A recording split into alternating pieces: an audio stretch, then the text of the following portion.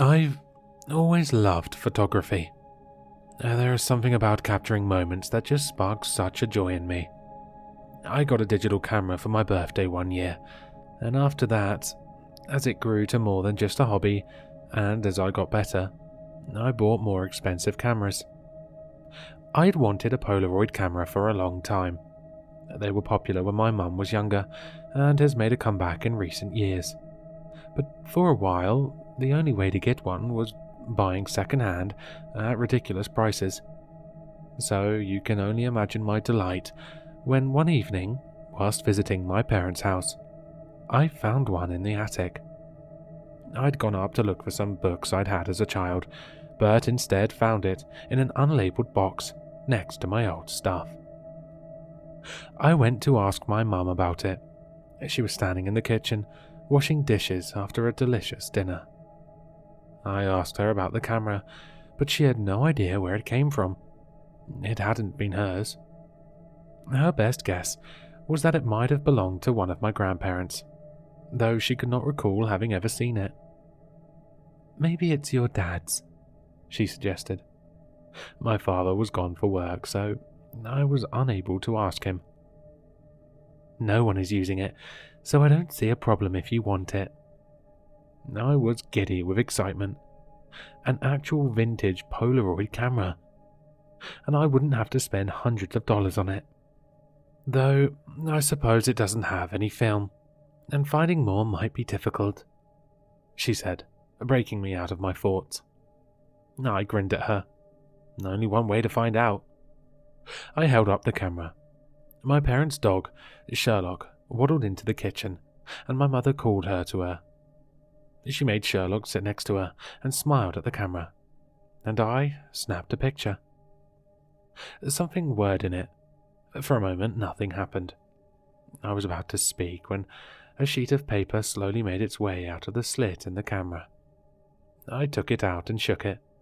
Not sure why, but it's what they did in the movie, so it couldn't hurt, right?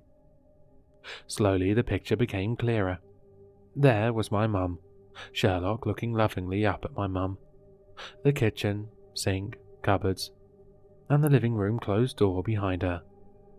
I didn't know what, but something about it felt a little off. I concluded with it being that the camera was so old, and thus the pictures would look and feel different from modern cameras. I showed it to her. "Now, you hang that on your fridge when you come home, so maybe you won't take so long to visit us again," she told me, patting Sherlock on the head. And the next day, I went outside to take some pictures around the town. I discovered an abandoned house, which I thought would be a cool location to take some pictures. I brought all my camera gear, lenses and lighting, and drove to the house. The house was almost falling apart. From what I could find, it hadn't been used since the war, and though I knew nothing about houses, I'd guessed it was even older than that. I checked the door, but it was locked. Figures, though it would have been cool to get some photos from the inside and out into the woods. Oh well. I spent a couple of hours doing so, loading everything back into the car when I saw the Polaroid camera in the back seat, where I had forgotten it the night before. I grabbed it and turned towards the house. Maybe I could come back tomorrow when the lighting was different, get a picture of me holding the Polaroid, lining it up with a house. It would be a very stereotypical photo, but still, it wouldn't matter as long as I liked it. I snapped a photo with the Polaroid, hoping it wasn't too dark outside. Wouldn't want to waste another picture. It whirred and spat out a photo. I glanced at it. It looked alright. I could probably work with this. I sat in the car and drove back home. When I got home, I ate dinner and then got to work on editing the photos. My cat, Watson, was, as always, at his cuddliest at the times I was working. I lifted him up and dropped him outside my office door and closed it, feeling a bit guilty. After a couple of hours, I decided to take the picture of the Polaroid picture to see how it might look if I worked with it tomorrow. I rigged up a camera and took the picture and moved the photo from the memory card. I was experimenting with trying to get the Polaroid to match up exactly with the house, which didn't work, as the lens of my camera warped the house a bit. I'll try a different lens tomorrow. Then I noticed something. The door on the Polaroid was slightly open. I checked the other photo. Closed. Huh. That's strange. Maybe after I tried to open it, it opened by itself. Might not have been locked, only stuck. If that was the case, then tomorrow I could get some photos from the inside. I went to bed, head spinning with the possibilities of all the cool photos I might get in the morning. The next day, I went back to the old house. I parked the car where I had the previous day and unloaded my gear. I grabbed some lights, camera, and a stand and went towards the house. I grabbed the door handle. It didn't budge. Strange. I was so sure that it was slightly open on the photo. The photo was in the folder in the car, but it could wait. I tried the door again. Definitely wouldn't budge. Maybe I had seen wrong on the photo. Or maybe whoever owned the house had been here and locked it, though that didn't seem very likely. I took some more photos of the house, and when I felt happy about those, I got the Polaroid from my car. The door was definitely slightly open. That means I could have gotten in before the owner locked it. Typical. I took my pictures with the Polaroid photo in frame and went home. Those last pictures had, in my opinion, turned out really well, and after an hour with color correction, they'd look even better. When I got home, I carried all the gear inside and placed the Polaroid on my kitchen table. I went straight to editing, knowing that if I didn't start at once, I'd procrastinate and end up watching Netflix with Watson the entire rest of the day. Watson was sitting outside my office, purring. I decided not to work as long today, and maybe actually end up with Watson and Netflix. It wasn't a bad idea. I ended up editing the photos for about an hour before I called quits. Watson was laying just outside the door and was pushed across the floor as I came out, letting out a long meow as he was pushed. I went to the living room and put on a movie. The moment I sat down, Watson materialized and laid down beside me with a soft meow. Halfway through the movie, I had to go to the toilet. I didn't bother pausing the movie, just stood up and left. When I came back, Watson had moved over in my seat and was lying on his back, along the back cushions of the couch. I felt my pockets for my phone, but realized it was on the table, next to Watson. If I went to get it, he was guaranteed to move.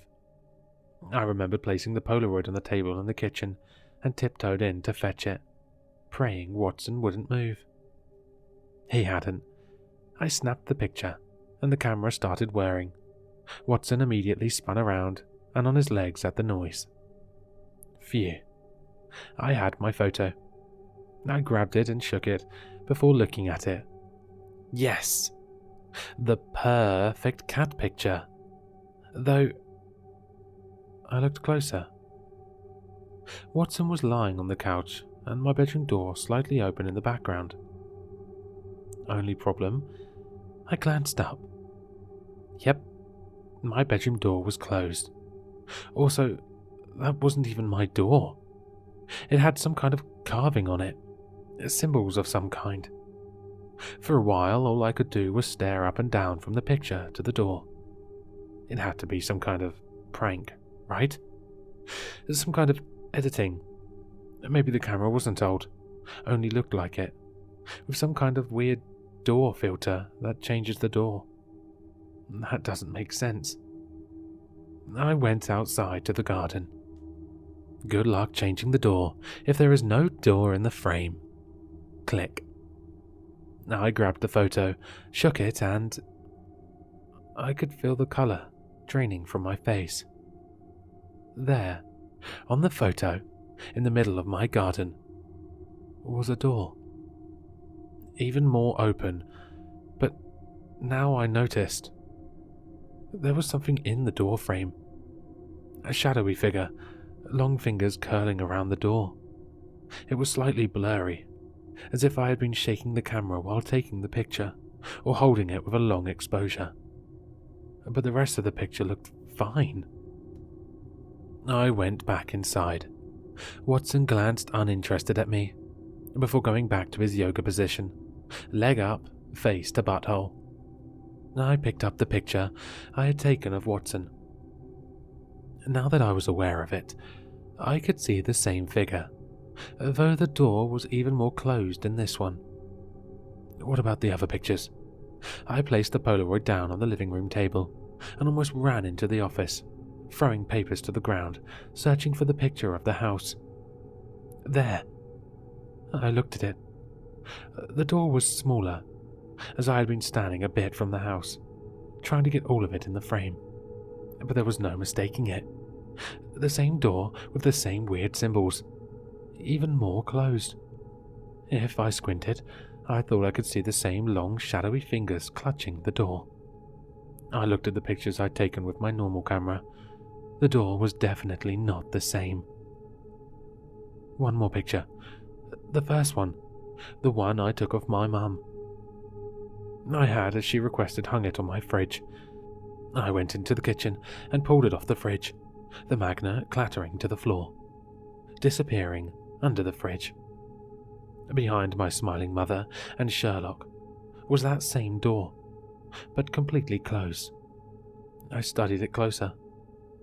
It was closed, but the door handle seemed to be pulled down. I placed all the pictures on the table in order. Like a short stop-motion film, they showed the door opening more and more, and the shadowy figure becoming clearer and clearer, closer and closer. One more picture, and it will be able to walk through the door. That thought sent a chill down my spine. What can I do? I contemplated smashing the camera for a moment. But what if that releases whatever's in there? I was staring at the photos in shock when a loud knocking startled me out of my thought. I screamed. It knocked again. "Hey, you home?" Someone shouted from the outside, the voice very familiar. Dad. I gathered the photos and went to open the door. Before I opened it, I stuffed the photos into a drawer in the hallway. He hugged me the moment he had a clear line. "Hey, you kiddo. Missed me?" he asked. I could hear the smile in his voice. I took a deep breath, trying to forget about the photos and act normal. No one would believe it anyways. "Can't breathe, Dad." He let go, but held onto my arms and looked at me. "You okay? You look a bit shaken up." Yeah. I wasn't expecting anyone, so your knocking scared me." It was technically true. "Why don't you come in?" I asked, trying to seem normal. He luckily wasn't as observant as Mum and followed me inside. I put on some coffee, so go get comfy in the living room. He ruffled my hair and walked away into the living room, making noises at Watson, trying to get his attention. I started putting on the coffee and took a few deep breaths. Calm down. Just calm down. "Hey, a Polaroid camera." Not calm, not calm, not calm. I stumbled into the living room and saw him holding the camera up in front of his face. "Dad, no!" I shouted, but it was too late. Click. Dad looked at me, surprised at my outburst. I held my breath, looking at the camera in terror. Nothing happened. Nothing happened. "Ah, too bad. It's out of photos." I let out a breath I didn't know I was holding and felt weak in my knees, the realization washing over me. It was empty. Thank God. Even if the camera was empty, I've never gotten rid of it. The thought of someone finding it, getting more film and taking the last picture is too frightening. I put it in a box and buried it in my garden, with a note explaining its terrifying nature. If I move, I'll dig it up and bury it wherever I live. I've seen horror movies. What I fear the most is that some years after my death, some stupid teenagers will dig it up, ignore the warning, get some film, and somehow doom the world, or die themselves. It kept me up at night, knowing that I could potentially have somehow released this, whatever it was, into the world, and that someone might in the future. And then, I'm also scared that this door really exists somewhere. That somewhere, someone is able to open it, and might do so. But maybe nothing will happen. Maybe whoever opens it dies. Maybe this entity will search for the camera. Search for me. The uncertainty is eating away at me. How can I know if it is in the camera? Or if it's out there somewhere, waiting for someone to open the door?